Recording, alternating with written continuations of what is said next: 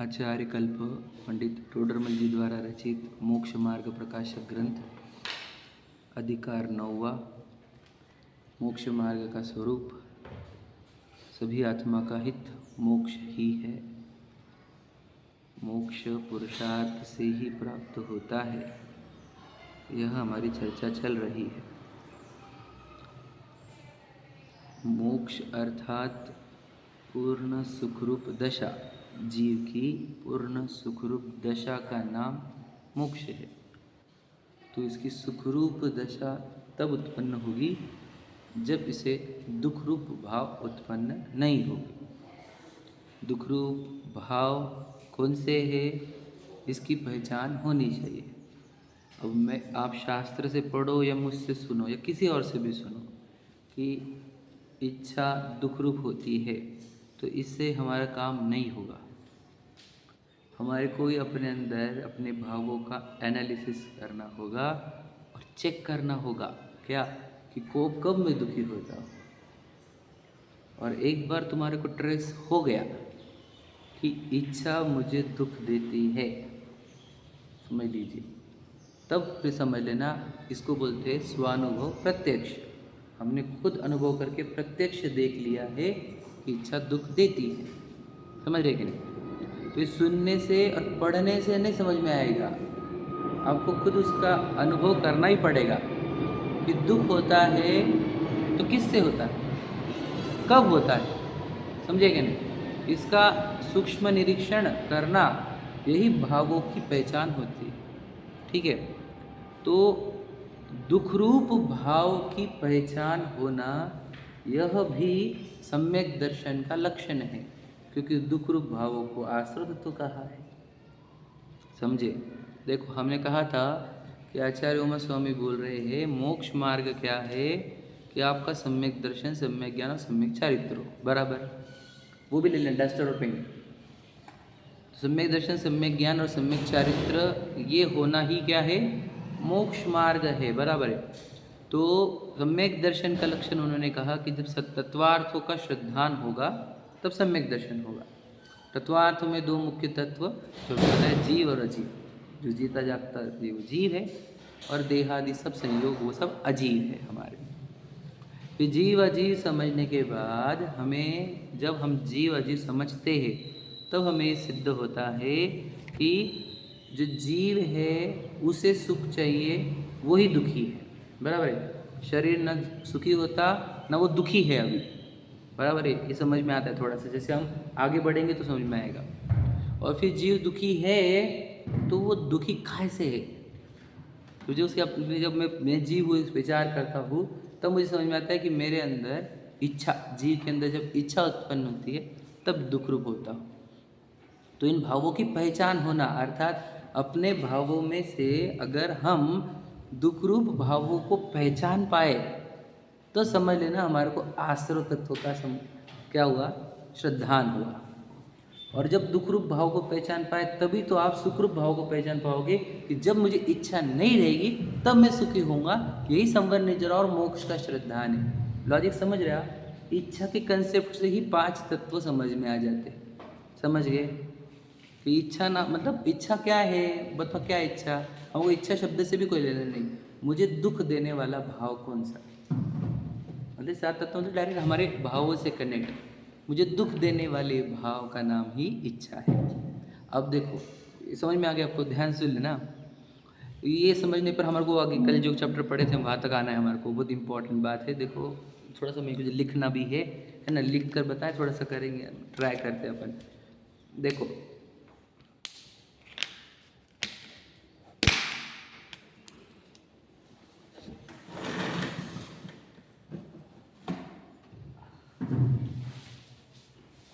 सबसे पहले तो भेद ज्ञान आपका काय का है, 2 तत्वों का है ना, जीव, ये जीव अजीव। ठीक है, ये 2 तत्व है हमारे मुख्य। ठीक है, ये पहले पता होनी चाहिए, नहीं तो ये पता नहीं तो फिर कुछ भी नहीं पता। समझ लीजिए, हमने कल बताया आपको, जीव अजीव के ज्ञान, जीव अजीव के भेद का ज्ञान ही सम्यक ज्ञान। समझेगा नहीं? 2 चीज़ें अच्छी पता होनी चाहिए आपको।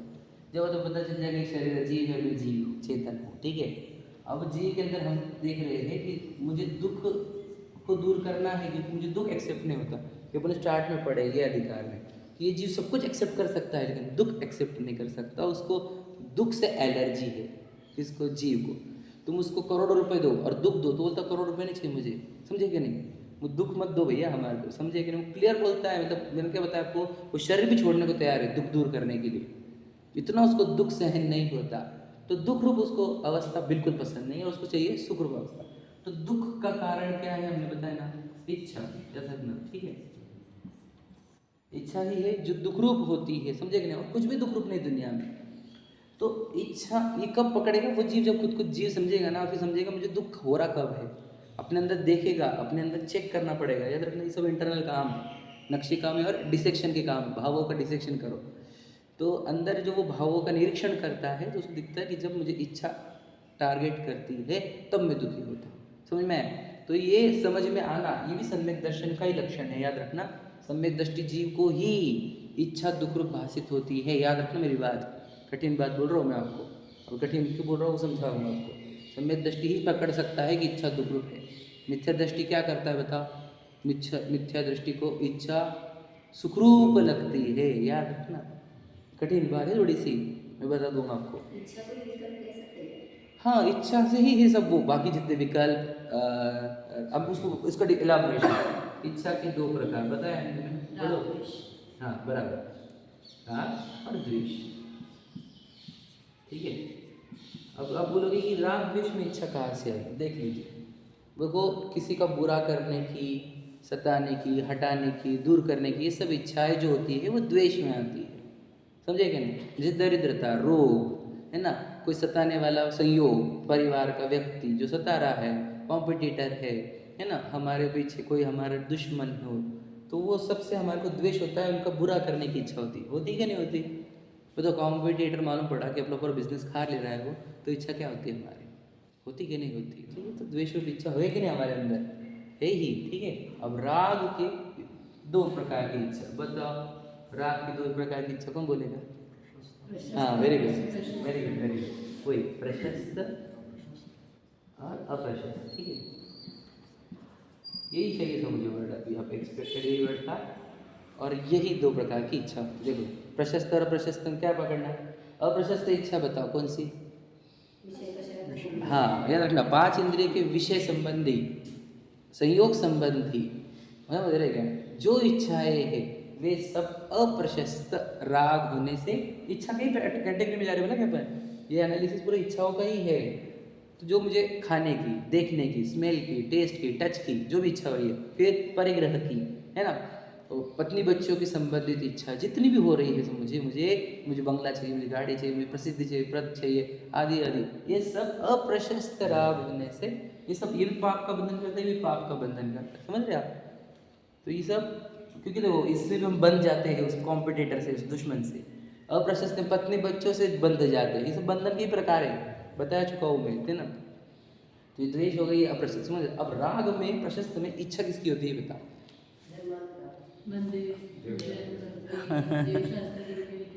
बराबर बराबर, बोलो क्या क्या लगता है आपको? सीधा सही, धर्म अनुराग, आपने सुना था, पढ़ा था आपने, धर्म अनुराग रहता है मतलब क्या? धर्म अनुराग मतलब अब इसे गहराई है, बहुत बहुत डीप है ये, कि ये प्रशस्त राग दुख रूप कैसे, ठीक है? देखो हम जाते हैं उसको लॉजिक भी देंगे अपन, और उसकी डेप्थ कितनी वो भी देखेंगे। देखो कि प्रशस्त राग दुख रूप कैसे, पहले तो ध्यान सुनना, इसके विषय क्या क्या है।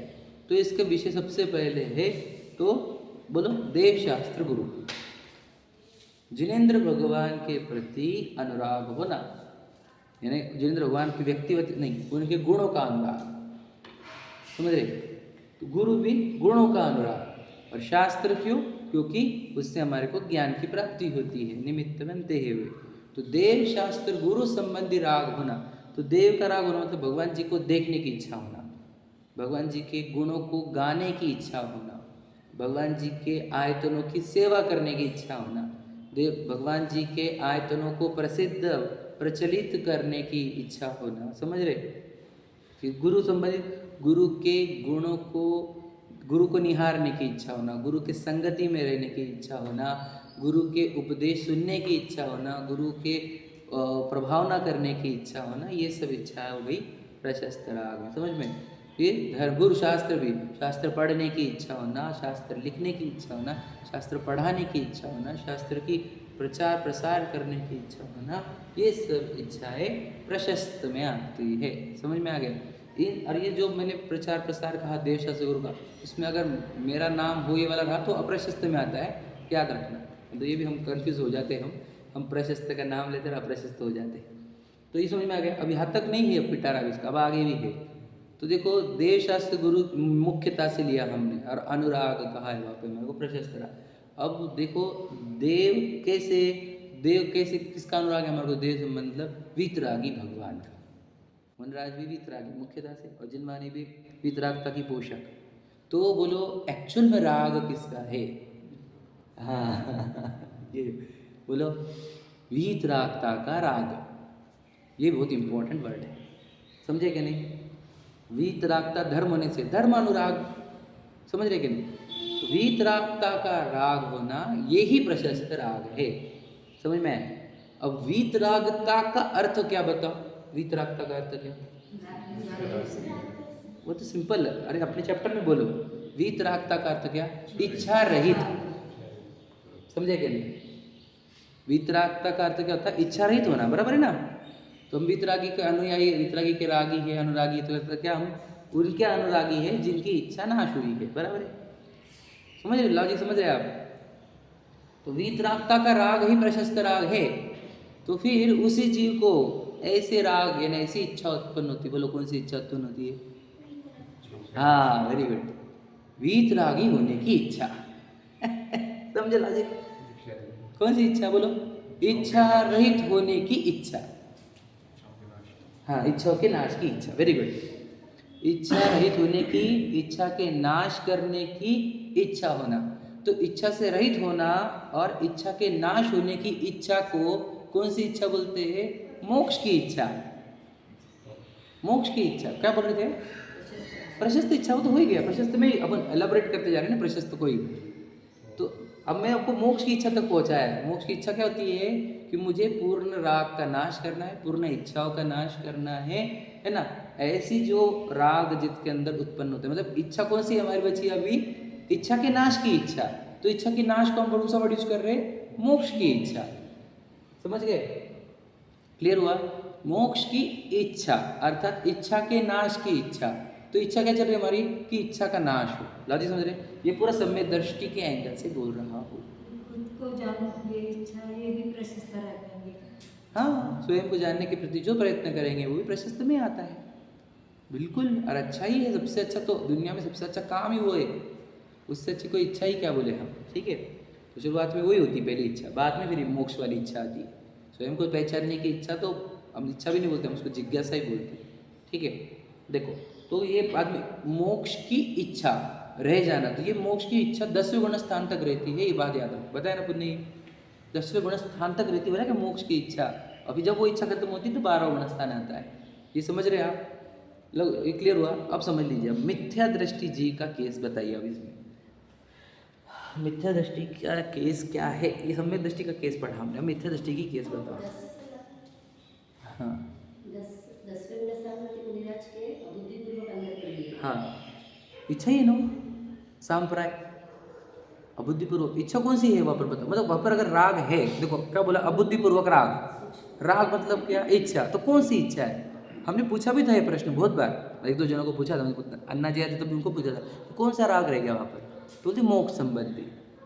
समझे कि नहीं? और लॉजिकली भी सही है। देखो पर्याय अशुद्ध है हमारी, ये पर्याय पूर्ण शुद्ध हो ऐसा राग चल रहा है उनको। वो भी अबुद्धिपूर्वक। अबुद्धिपूर्वक है वो तो, दिखने वाला तो 6वें के बाद है ही नहीं दिखने वाला, ये नहीं दिखने वाला। मतलब सोचो, हमें मुक्ति भी नहीं चाहिए ऐसा बोलने वाला जीव को भी अंदर मुक्ति रूप इच्छा रह जाती है। सूक्ष्म जो कल बोल रहे थे ना, एकदम सूक्ष्म छुपी हुई, कहीं दिखती नहीं है वो सिर्फ भगवान जी को दिखती है, उनको भी दिखती नहीं जिनके पास है। सोचो, समझ रहे? तो अब मिथ्या दृष्टि की केस हम निकालना चाहते हैं। मिथ्या दृष्टि की केस में ये सब में से क्या है बताओ, आपको समझाओ क्या? बोले आप सोचो क्या मिथ्या दृष्टि की केस कैसी होती होगी, फिर हम, क्योंकि हमारे को ये द्रव्यलिंगी की केस सॉल्व करनी है अभी, है ना? तो द्रव्यलिंगी की केस सॉल्व करने से पहले हमारे को ये सब चैप्टर क्लियर होना चाहिए, समझे क्या? बताता हूँ, बताओ मिथ्या दृष्टि जी का क्या हाल है। हाँ चलो, वो तो बढ़िया है एकदम, ठीक है? एक सिंपल बता दो पहले, जीव अजी कुछ पता है क्या उसको? द्रव्यलिंगी को तो पता है कि नहीं? जी उसको तो 11 अंग 9 पूर्व का भी ज्ञान हो सकता है ना, अभव्य को भी, समझे कि नहीं? द्रव्यलिंगी भी बहुत शास्त्र का अभ्यास करता है, याद रखना मेरी बात। तो उसको जीव अजीव पता है क्या? मैंने कल बताया था ज्ञान है, जो दान नहीं, और वो ज्ञान को भी ज्ञान नहीं बोलते हम, जो शब्दार परिवर्तित नहीं हो रहा है। तो उसको जीव अजीव पता है क्या? बता भैया, जीव अजीव पता नहीं। अगर पता होता तो हम उसको द्रव्यलिंगी थोड़ी बोलते, भावलिंगी बोलते हैं, समझे क्या नहीं? द्रव्यलिंगी बोल रहे, इसका अर्थ है उसको जीव अजीव पता नहीं है। तो जीव अजीव पता नहीं है तो ये बताओ, इच्छा दुखरूप होती है, ये उसको पता है क्या? नहीं होता है, ये बताओ। बात समझना मेरी, बहुत इंपॉर्टेंट बात है। उसको इच्छा दुखरूप होती है, ये पता है कि नहीं पता? क्या लगता है आपको? बताओ, सोचने जैसी बात है ना, सोचने जैसी। मैंने स्टार्ट में बोला था, मिथ्या दृष्टि जीव को इच्छा दुखरूप है ये समझता ही नहीं, इसे सम्यक दृष्टि समझ सकता है, याद रखना, समझे कि नहीं? तो उसको कहाँ इच्छा है? वो तो पूरी दीक्षा ले ली ना उसने, घर दार गाड़ी सब सब सब छोड़ा, वस्त्र भी छोड़े, 28 मूल गुणों का निवृत्ति 4 पालन है, तो कहाँ उसको इच्छा कहाँ है? ऐसा प्रश्न है हमारे को, याद रखना। समझ रहे क्या बोल रहा हूँ मैं?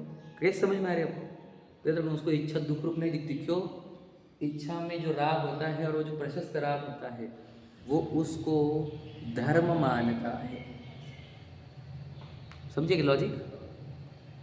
यानी प्रशस्त राग में होने वाली जो इच्छा है, उसको लगता है ये इच्छा होना ही धर्म है, समझे क्या कह रहा हूँ?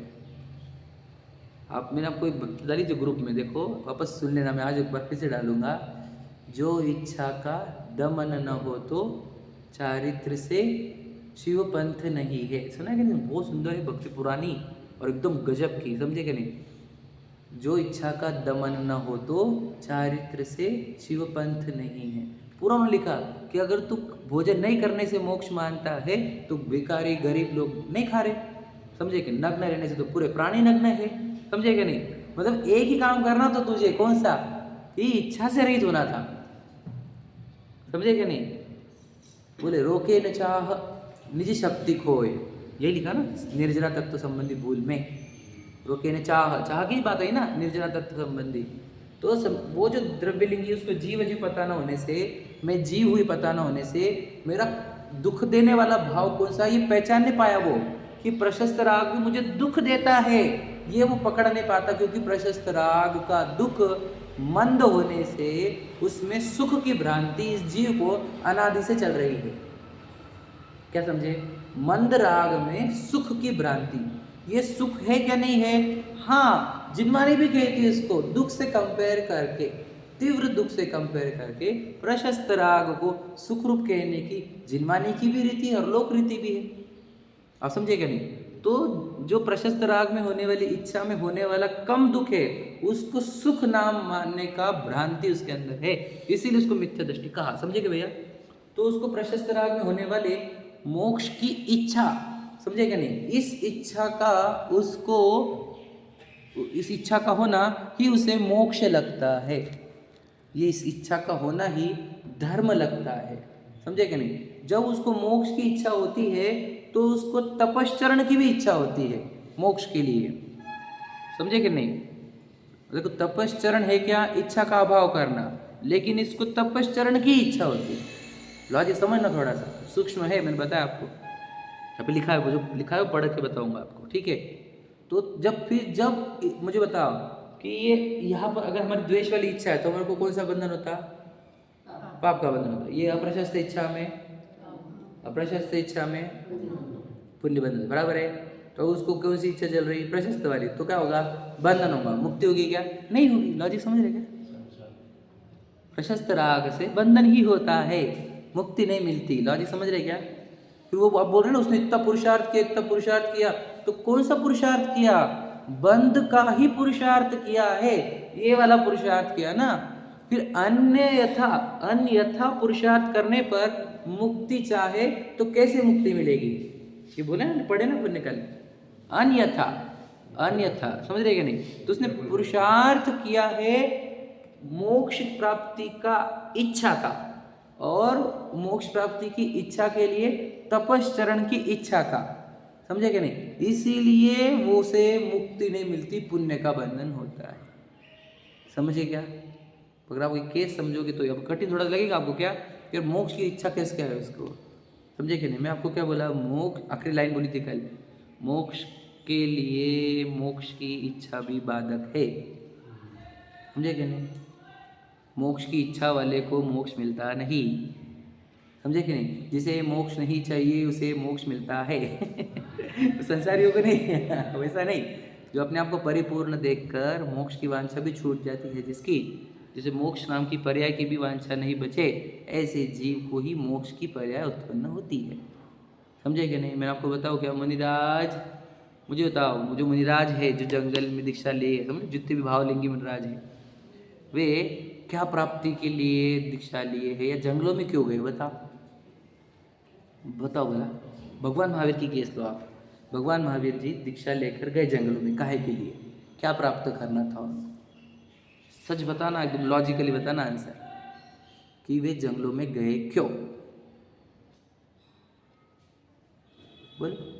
सरल तो उत्तर है, मतलब इजी बोल दोगे आप। हाँ, तो वो मोक्ष प्राप्त करना चाहते थे क्या, केवल ज्ञान प्राप्त करना चाहते थे क्या? विचार करो, चाहिए के लिए गए ही नहीं थे, लॉजिक समझ रहे क्या?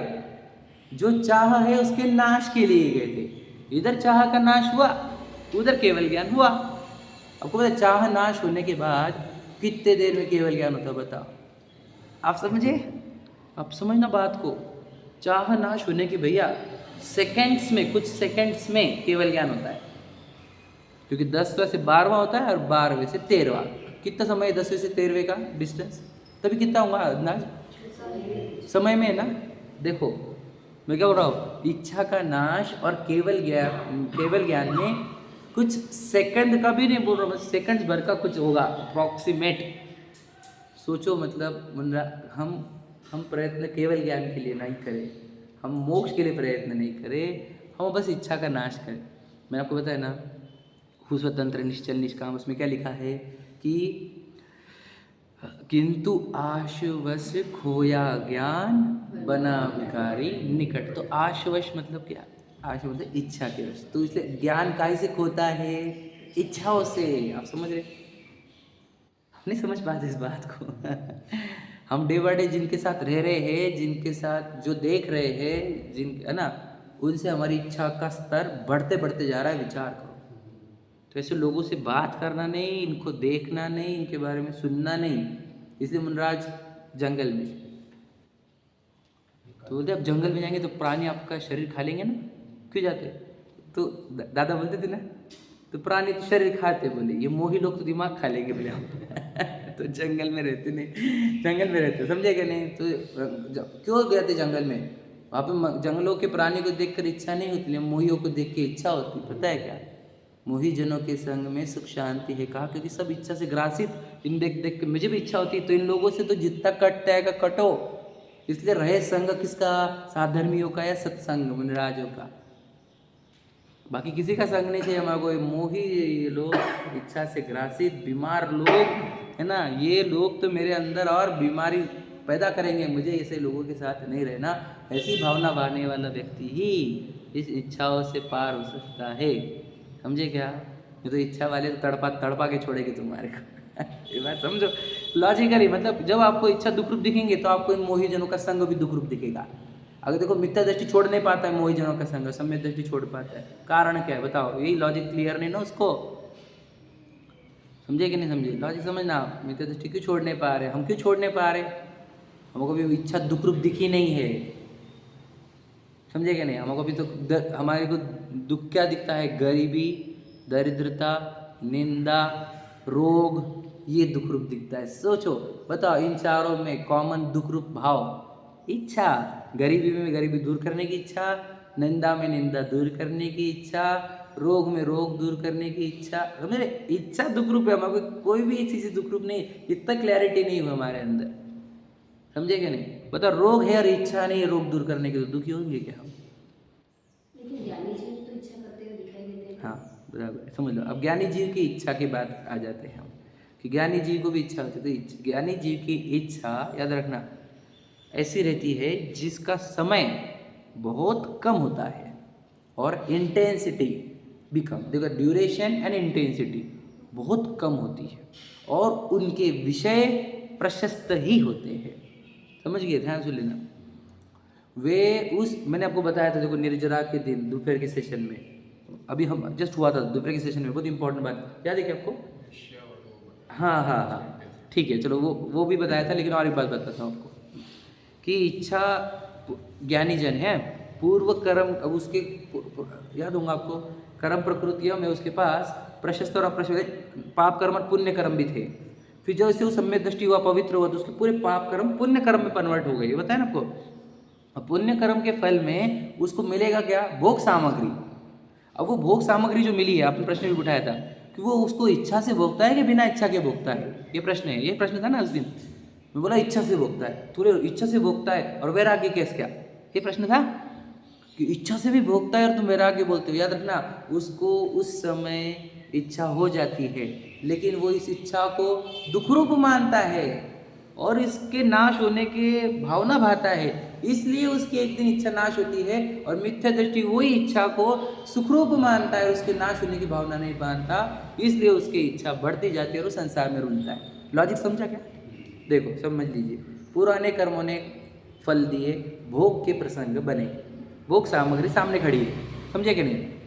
पूरे न्याय के और हमारे लिए ही जन्मे हुए भोग, समझे कि नहीं? ऐसे भोग दोनों के सामने उपस्थित है, मिथ्या दृष्टि सम्यक दृष्टि। इच्छा किसको हुई? हम क्या करें, मिथ्या दृष्टि को भी और सम्यक दृष्टि को भी हुई। तो ये कहाँ अंतर पड़ा फिर कुछ, समझे कि नहीं? ये अंतर ये है कि मिथ्या दृष्टि इस इच्छा को सुखरूप मानता है और इस इच्छा के नाश का कभी अभाव नहीं करना चाहता, इच्छा का नाश कभी नहीं करना चाहता है वो। और वही सम्यक दृष्टि को भी इच्छा हुई है, लेकिन वो इच्छा को दुख रूप मानता है और इसके नाश करने के लिए भावना भी बाता है और जितना जमे उतना प्रयत्न भी करता है, ये अंतर होता है। तो वो इच्छा के काल में उसको उसके प्रति ज्ञान और वैराग्य रहता है, ये निर्जरा का कारण है। ज्ञान और वैराग्य कि ये इच्छा दुख रूप है, इसका ज्ञान है और इसको छूटने की भावना है, ये वैराग्य है। समझे क्या? ये लॉजिक है। बोलो। वर्तमान पर्याय में जब भोग रहा है, हाँ, उस समय उसका भी कर्ता भोक्ता नहीं है। हाँ, वो उसकी देखो, वो इच्छा को उसने लाया तो है नहीं, उसको पता है ये राग आया है, आप बोलिए। आ गया है, समझे कि नहीं? जो इच्छा अगर है ही नहीं वहाँ पर, मान के चलो, तो फिर तो वो वितरागी जीव हो गया। है कि नहीं? इच्छा है, इच्छा है मतलब खाए से आई। पूर्व कर्म क्यों देखा? निमित्त बोला जाता है। वर्तमान में क्या प्रॉब्लम है? आत्मा में स्थिरता नहीं है, तो जब वो सिचुएशन बनती है वहाँ पे उसकी इच्छा उत्पन्न हो जाती है। और वो कैसी इच्छा है? बुद्धिपूर्वक तो की गई नहीं है कि हम करें, आ गया है, वो हमारे असंयम से ही आया है, समझे कि नहीं? तो हमारे असंयम से आई हुई इच्छा है, तो कैसा करता है वो? जब मैंने कुछ तुला ही नहीं है, आ गई है, तो आ गई तो कैसे लगता है, क्यों आई, ये खल है। हाँ, भिन्न तो भेद ज्ञान तो उसको बहुत पूर्व में ही हो चुका है। हम तो कह भेद ज्ञान तो बड़ा इशू है ही नहीं उसको, भेद ज्ञान से तो इतना आ गया, वो शायद सम्यक दृष्टि भी बन गया और चक्रवर्ती के भोग भी लेकर आ गया। भेद ज्ञान तो उसको पूर्व में है ही, याद रखना। भेद तो एकदम बेसिक चीज़ है भेद ज्ञान, तो उसको तो उस इच्छा के प्रति हेयता और नष्ट करने की भावना ये चलती है, इसलिए उसकी इच्छा का नाश एक दिन होता है। और जिसको इच्छा दुख रूप ही ना लगे, उसकी इच्छा का नाश कभी नहीं होता, त्रिकाल लग जाता है, हमें कितना टाइम लग गया, समझे क्या? ये अंतर होता है। आपको क्या बोलना है कि उस समय उसको इच्छा जो हुई तो उसका क्या, तो देखो अगर उसको देखे तो देखो आपको समय सार्य में मिलेगा, इच्छा वर्ड नहीं यूज होगा, राग वर्ड यूज होगा। अब राग के बारे में क्या? राग को बोलो, राग का स्वामित्व नहीं करता, राग का, हाँ नहीं, हाँ वही स्वामित्व नहीं है, कर्तृत्व नहीं है और वैसा भी नहीं, मतलब क्या है, उपादेय बुद्धि भी नहीं है। भोगते हुए भी नहीं भोग रहा। हाँ, ऐसे ही बोला जाएगा। क्यों? क्योंकि देखो इच्छा हो रही है और उसको इच्छा अच्छी लग नहीं रही, ये है उसका। जैसे एग्जाम्पल क्या दिया था, एग्जाम्पल क्या दिया था बोलो? 2 एग्जाम्पल दिए थे। जिसको शराब पीनी नहीं है उसको जबरदस्ती पिलाई तो उसको चढ़ती नहीं वैसी नहीं चढ़ती। तो ऐसे ही समय साची का दृष्टांत है भी। और वो वैद्य अगर जहर भी पिए तो भी उसको जहर असर नहीं करता, क्योंकि उसने उसके पहले ही उसका एंटीडोट बना के पी लिया था, समझे कि नहीं? तो इसने से भेद ज्ञान का अमृत पहले ही पी लिया है, तो इसको ये इच्छा है वैसे सताती नहीं जैसे मिथ्या दृष्टि को सताती है। भोग को भी निर्जरा का कारण कहा, लॉजिक समझे। तो उसके पहले तो वो दोनों भी दृष्टांत याद रखना, एक तो वैद्य कवि और शराब। इच्छा नहीं उसको, पर हो गई ना, अब क्या करे, अब हो गई तो क्या करे। देखो याद रखना, हमने क्या कहा, अगर उसके बस की होती, याद रखना, उसको रोकना उसके बस में होता तो हम उसको अविरति नहीं कहते, अविरत नहीं कहते, हम तो उसको विरत कहते। अविरत का अर्थ क्या है, उसकी आसक्ति टूटी नहीं है अभी। अविरत का अर्थ ही वो होता है, अगर वो आसक्ति तोड़ सकता तो हम तो उसको पांचों गुण स्थान देते, समझे कि नहीं, और रोक सकता तो हम तो उसको सातवां गुण स्थान, छठवां गुण स्थान देते, है कि नहीं। तो वो तोड़ नहीं पा रहा, वो तो खुद ही बोल रहा भैया अपने टूटी हुई नहीं है, ऐसे चतुर्थ में रहता है, नियम लेता नहीं वो, समझे कि नहीं। उसको पता है अपने अंदर है अभी भी आसक्ति, आपकी इच्छा उमड़ आती है जब ऐसी सिचुएशन होती है तो इसलिए वो व्रत नहीं लेता। और जैसे ही उसको इच्छा उमड़ना बंद होती गई, लगेच व्रत ले लेता है, समझे कि नहीं। यही तो प्रक्रिया होती है, और क्या प्रक्रिया होती है, समझे कि नहीं समझे, आगे ध्यान में। तो ये इस टाइप से सम्यक दृष्टि और मिथ्या दृष्टि। तो मिथ्या दृष्टि के जीवन में इच्छा क्या रहती है, बताओ, इच्छा कैसी रहती है, सुखरूप, इच्छा सुखरूप दिखती है। बताओ हमारे को बता, दिन भर में कल यस्टरडे आपको कोई इच्छा हुई कि नहीं हुई? अच्छा, कभी दुख रूप लगी क्या वो? ये तो समझ गए, सम्यक दृष्टि का मिथ्या दृष्टि का। असम्यक दृष्टि का यस्टरडे निकालो, उसको इच्छा हुई कि नहीं हुई, बताओ, हुई, अच्छा उसको सुख रूप लगी, दुख रूप, अब ये फर्क, ये फर्क है।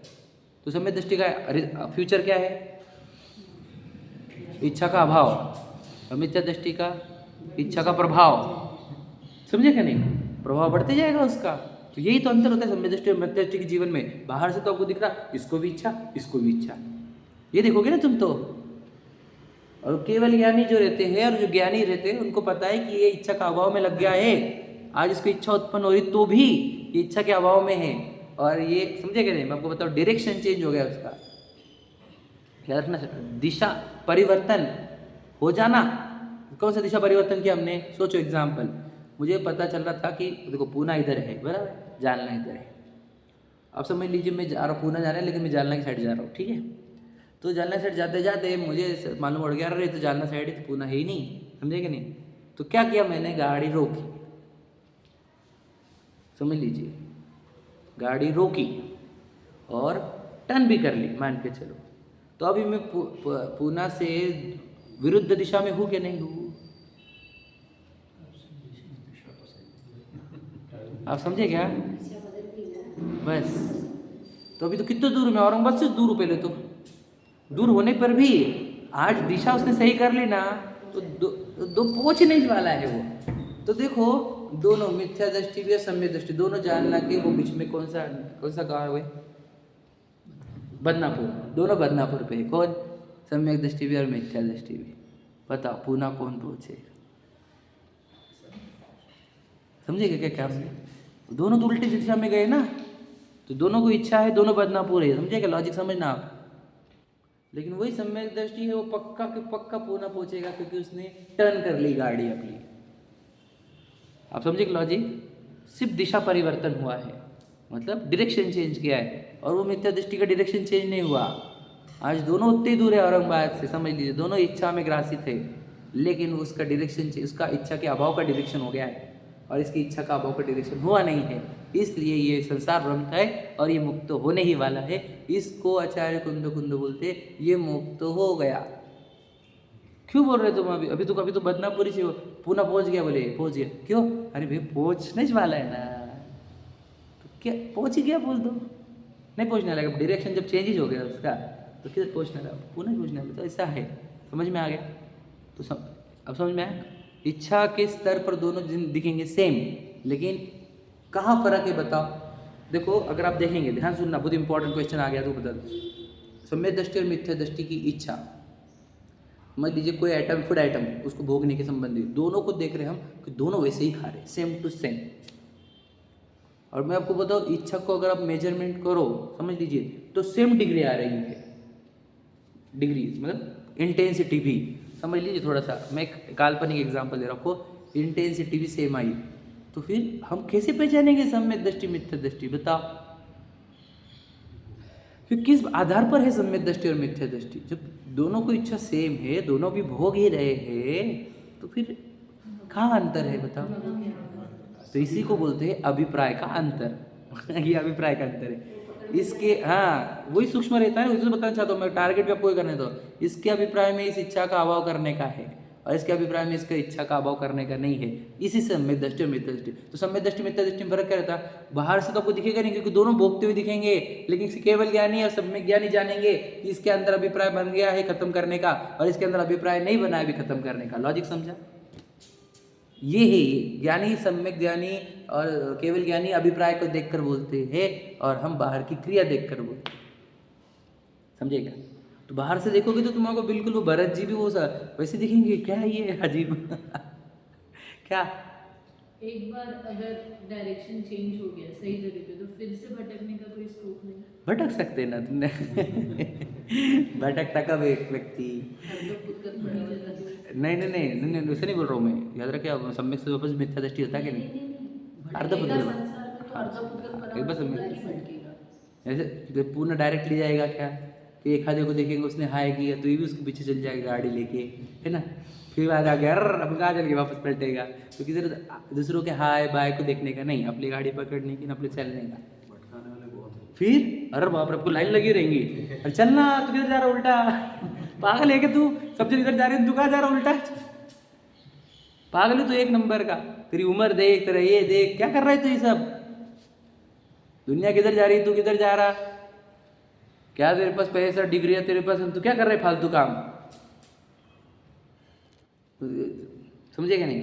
और एक नहीं, पूरे ग्रुप आएंगे और तुझे ऑड मैन आउट करेंगे वो, और तुझे लगेगा कि अब मैं पागल रुक के इसमें इतनी खराब सिचुएशन आती है और सब मिलके तुझे गालियां भी देंगे और निंदा भी करेंगे तेरी। ये तक होगा। और जब तुम इतनी तैयारी में, याद रखना, जब तुम इस तैयारी में हो तभी तुम जा सकते हो, पुणे पहुंच सकते हो, नहीं तो नहीं पहुंच सकते। दो लोगों ने कुछ बोल दिया और तुमने गाड़ी टर्न कर ली तो तुम बहुत कच्चे खिलाड़ी हो। समझे कि नहीं? 2 नहीं 2 लाख खड़े कर दो, भले रूठ जाए ये सारा ज़माना। समझे?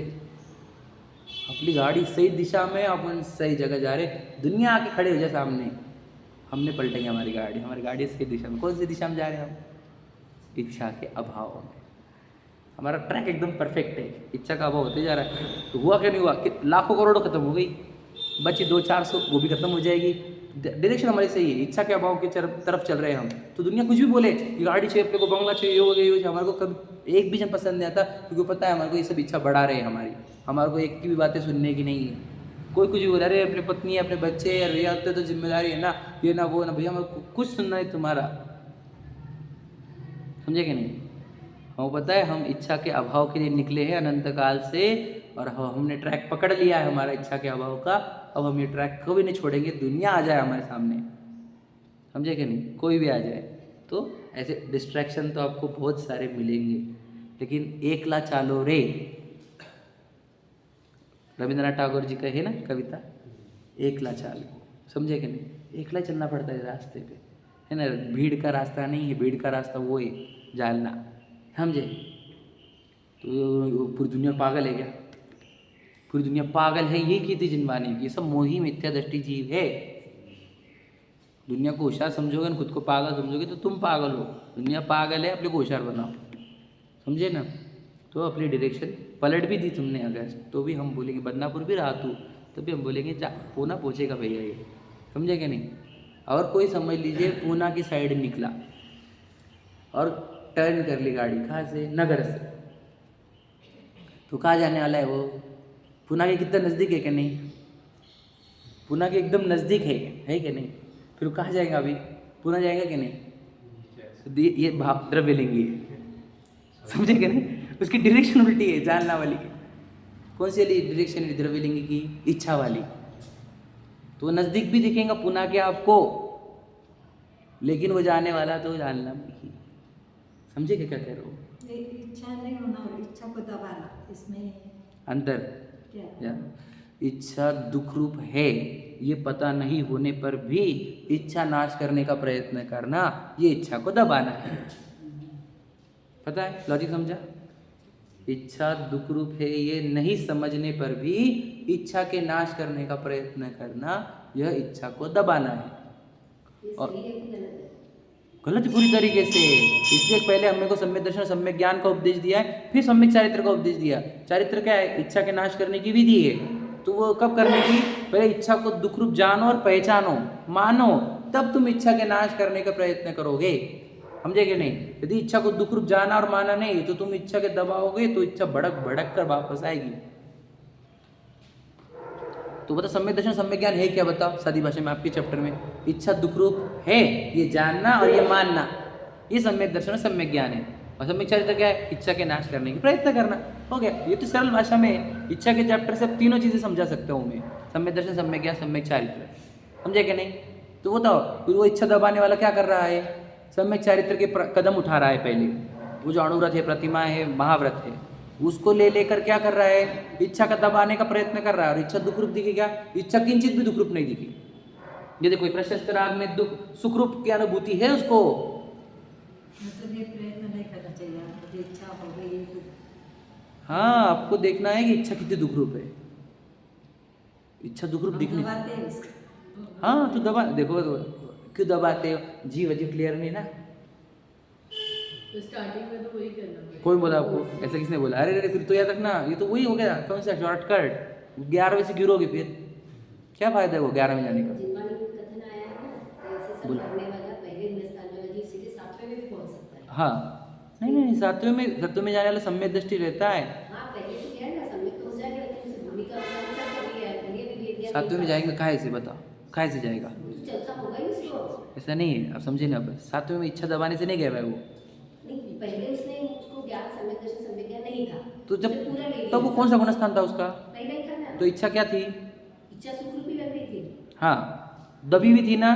थी। तो फिर सातवें में गए तो क्या हुआ? इच्छा का नाश करने का प्रयत्न है ना। इच्छा दुख रूप है, ये अनुभव होने पर तो सातवां गया है। हाँ, बिल्कुल, लेकिन उसे पहले पूरा जमा लिया, सब कर लिया। अगर हम ये सोचेंगे कि भाई सम्यक दर्शन होगा, सम्यक ज्ञान होगा, तब हम देखेंगे आगे, और वो हो नहीं रहा है, बाकी प्रयत्न चालू नहीं है हमारे, तो बैठे रहेंगे कैसे? हाँ बिल्कुल, मैं आपको बोलता हूँ सीधी सीधी बात। अगर आपको सम्यक दर्शन सम्यक ज्ञान नहीं है और तुम इच्छा के दबाने के प्रयत्न करोगे, ध्यान रखना, और इच्छा भड़केगी, डेंजर। एक बात। दूसरा, और तुम वो धर्म की भी हंसी उड़ाओगे, क्योंकि तुम उतना लॉजिकली करते नहीं उसको जितना लॉजिकली करना चाहिए, तो बुरा लगेगा सुनने को थोड़ा सा। तब तक जीव अजीव में भेद ज्ञान करना करते पहला हम वही कहा, मोक्ष महल की प्रथम सीढ़ी क्यों कहा? पूरा मेहनत, मैं आपको बोलता हूँ फिर दिक्कत क्या हो जाती है कि पूरी मेहनत लगाते थे हम इच्छा को दबाने में, और वो जो जीव अजीव का भेद ज्ञान है वो साइड में। ये आपको पता नहीं, ऐसी भीड़ दिगंबर जैनों की 99% भीड़ ये है जो जीव अजीव के भेद ज्ञान के लिए मेहनत नहीं कर रहा और इच्छा के दबाने के लिए प्रतिमाएं ली जा रही है, दी जा रही है, अणुव्रत लिए जा रहे हैं, महाव्रत लिए जा रहे हैं। वो यही तो है जो आप बोल रहे हो। वो उनका जाने दो, हम कहाँ खड़े, हमारी भूल कहाँ? हमारे बोलते हैं जीव अजीव में हम जीव अजीव के भेद ज्ञान के नाम पर स्वच्छंद प्रवर्तक तो नहीं हो रहा है। बिल्कुल भी नहीं होता। ये ख्याल रखना चाहिए। देखो जीव अजीव का भेद ज्ञान करने वाला जीव, सबके मन में यही रहता है। मैं बताता हूँ। स्वच्छंदी बैठेंगे इच्छा को सच याद रखना। अभी कौन से तुम बहुत संयमी है, मिथ्या दृष्टि तो स्वच्छंदी च रहते विवेक सागर बोलते ना, स्वच्छंद होने का डर लगा। अरे तो कौन सा तू संयमी हो गया कि तुम स्वच्छंद में उतार रहे हम तो यूं भी मिथ्या दृष्टि तो स्वच्छंदी च रहते बाय डिफॉल्ट। स्वच्छंदी व्यक्ति को स्वच्छंदी होने का डर क्यों है? मिथ्या दृष्टि जी स्वच्छंदी नहीं रहते, फिर वो स्वच्छंदी हो जाएगा इस बात पर क्यों डरे उसको विवेक सागर हमेशा ही बोलते, अरे तू ऑलरेडी स्वच्छंदी भैया, तो और तो स्वच्छंदी होने का डर लग रहा तुझे?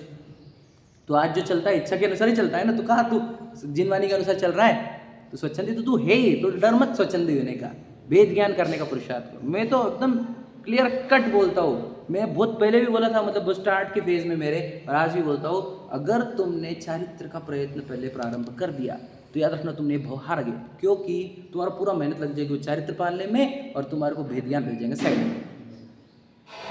अब वो मुनिव्रत धार अनंत बार ग्रीव को पुजायो पे निजातम ज्ञान बिना, इस लाइन का अर्थ बताइए मुझे। तो आपकी भेद ज्ञान की परिभाषा क्या है? मात्र पढ़ लेने से भेद ज्ञान हो जाएगा? फिर अरे नहीं, मैंने कल ही बताया आपको, कल बताया वेद ज्ञान का क्या बोला मैंने, पुरुषार्थ। कल प्रक्रिया बताई मैंने, सुनने के बाद आपको चिंतन, चिंतन के बाद परीक्षा, परीक्षा के बाद निर्णय, निर्णय के बाद अनुभवन, और अनुभवन के बाद श्रद्धान। ये प्रक्रिया है पूरी। यहाँ पर मेहनत करनी। बताओ हमने कितना सारा काम दिया ना तुम्हारे को, ऐसे थोड़ी फ्री बैठने को बोला। अब तुम्हारे को ये जितनी प्रक्रिया करनी है, इसके लिए तुम्हारे को एकांत में बैठना पड़ता,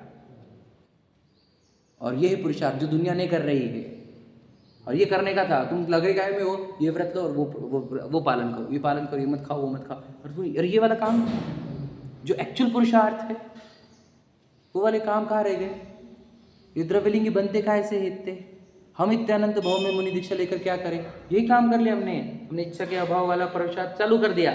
और भेद ज्ञान का पुरुषार्थ जो था, सुनने के बाद श्रद्धांत तक पहुंचने वाला पुरुषार्थ, ये वाला जो बीच में का काम था, जो मैंने स्टेजेस बताई, वो वाले काम हमने आज तक किए नहीं। बताओ मुझे, बताओ हमने कभी, मुझे बताओ हम समोशरण में जाके आए होंगे कि कभी? फिर गड़बड़ सोचो, बोला फिर हम मोक्ष क्यों नहीं गए? नहीं समझे, अफोज श्रवण और श्रद्धान के बीच की प्रक्रिया पूर्ण नहीं करी, समझे क्या? श्रवण और श्रद्धान के बीच की प्रक्रिया पूर्ण करनी थी। ये प्रक्रिया है पुरुषार्थ पहला, समझे क्या नहीं? क्यों कहा आचार्य कुंद देव ने कि पहले तू भावों से नग्न हो, फिर द्रव्य से नग्न हो। ये कहाँ से आया है आचार्य कुंद? क्या बोलना चाह रहे? भावों से नग्न हो मतलब क्या? मैं चेतन हूँ, ये मेरी कोई चीज़ें नहीं, ये पता होने पर तू भावों से नग्न होता है और फिर तू शरीर से नग्न हो, समझे क्या नहीं? हाँ, और क्या लिखा है? तिर्यंच आदि तो बहुत सारे द्रव्य से नग्न है, उसी में कुंद शतक में, समझे क्या नहीं? तिर्यंच आदि सब नग्न है, तो नग्न होने में क्या स्पेशलिटी है बताओ? शरीर से नग्न होने में भावों से नग्न होने की प्रेरणा दी जा रही है यहाँ पर, समझे क्या नहीं? भावों से नग्न होना मतलब क्या?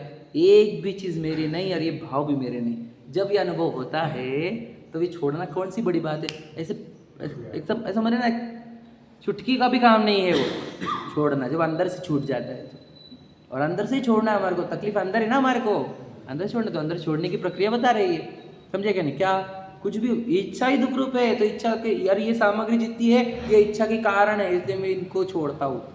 इनको देखते ही इच्छा हो जाती मुझे, ये शरीर हो या संयोग हो, इसलिए मुझे इनको देखना भी नहीं है, मुझे अपने चैतन्य को देखना। वहाँ पर परिपूर्णता का अनुभव होने पर, परिपूर्णता में लीनता होने पर इच्छा उत्पन्न नहीं होती, मेरे लिए वही सुखरूप भाव है, बाकी मेरे लिए सब दुखरूप भाव है।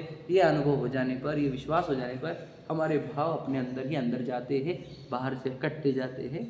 और यही लॉजिकल रास्ता है, यही राजमार्ग है। समय दृष्टि को इच्छा दुखरूप लगती है, तो उसके भोग रुचिपूर्वक होते हैं या अरुचिपूर्वक? रुचि यार याद रखना, अभिप्राय, रुचि मतलब अभिप्राय होता है, तो अभिप्राय से नहीं होता उसका, क्योंकि रुचि मतलब क्या? वो ट्राई नहीं करता कि मैं भोगूं, प्रयत्न नहीं करता, वो प्रयत्नशील नहीं है।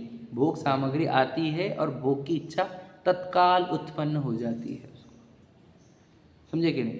तो रुचि नहीं है उसको, और ना वो ट्राई करना चाहता है कि भोगूं मैं, ये उसके लिए प्री प्लान्ड कुछ नहीं रहता ऐसा, और ना ही सपने देखता है भोगों के, याद रखना। वो तो सिचुएशन उमड़ पड़ी और भाव हो गए। लेकिन ऐसे उदास मन से मुंह लटका के भी नहीं करेगा, वो तो बोल दिया मैंने, वहाँ पे तो इच्छा हो गई, बोल दिया मतलब क्या? इच्छा हो गई मतलब वहाँ पे तो आनंद से दिखेगा आपको, इच्छा हो गई मतलब आनंद से, समझ हो गया है ना?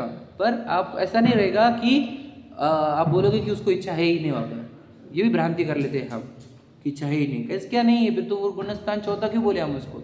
हम 12वां क्यों नहीं बोले उसको? इच्छा है, लेकिन वहाँ पर उसको इच्छा जो हो रही है वो दुख रूप दिख रही है, बस इतना ही डायरेक्शन चेंज हुआ, अभिप्राय चेंज हुआ है बस। बाहर से इच्छा की इंटेंसिटी तो आपको सेम भी दिख सकती है, इसलिए चौथे गुणस्थान को ट्रेस करना किसी के हाथ में नहीं है। समझे कि नहीं? ना समझाना उसको, मैं तो भी बहुत ट्राई करता हूँ आपको समझाने के लिए कि भाई वो चौथे गुणस्थान में उसकी इच्छा का बहुत, बदनापुर का एग्जाम्पल याद रखना, बस वो गाड़ी रोक लिया और टर्न कर लिया, इतना ही है बस, लेकिन दूर तो वो भी उतना है बदनापुर जितना, समझे कि नहीं? दूर तो है जो औरंगाबाद से, है ना, पर लेकिन उसकी डायरेक्शन चेंज हो गई है, अभिप्राय में बैठ गया है कि इच्छा का नाश करना होगा, समझे कि नहीं? मुझे तो इच्छा दुख रूप नहीं लगे तो भगवान जी अच्छे लगे कैसे तुझे? और मुनराज भी अच्छे कैसे लग गए?